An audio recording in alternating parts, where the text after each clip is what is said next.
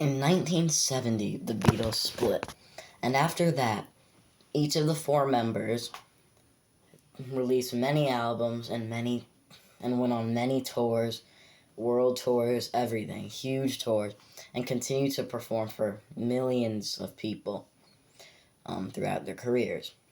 Paul toured with Wings and as a solo artist up until this day. He is currently in the Got Back tour. Ringo also has toured a long time with his all-star band since the 80s. John Lennon, in his short solo career of about 5 to 10 years, he also did many performances, including Madison Square Garden.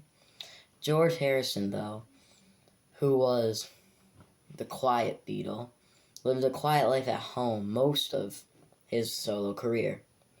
He had one major North American tour in 1974, also known as the Dark Horse Tour. And it started before the release of the Dark Horse album, but it was a tour partially to promote the new album and also just for George Harrison tour.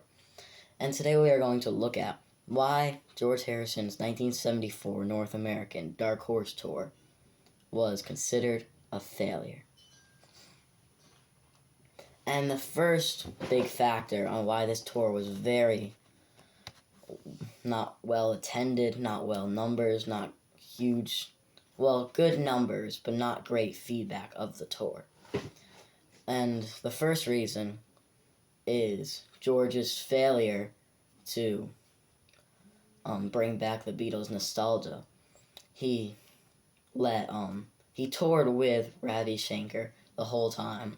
It was their tour kind of together. And fans who went there to see George were upset with how much time he was letting him and other musicians perform and how little time George was actually on stage. Also, he was playing a lot of his solo career songs that were more obscure and less of the big hits or Beatles hits like Here Comes the Sun that fans wanted to hear at the time. So people felt like it really wasn't a concert of a former Beatle they were going to see. And another major aspect of the failure of this tour, was months prior,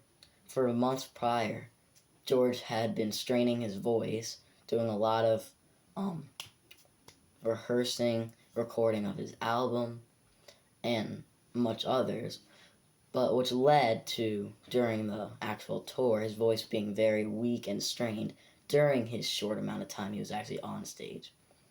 The tour also started before the official release of the Dark Horse album, which wasn't released until the very end of the tour, so many songs George was playing throughout the tour were brand new, which usually performing brand new songs at a tour, especially before the release, will get somewhat low numbers.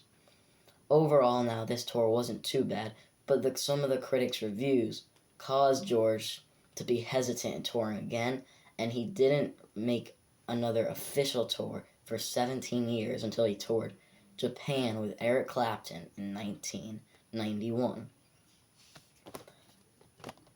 So that is why George Harrison's Dark Horse Tour was considered the biggest solo Beatle tour failure.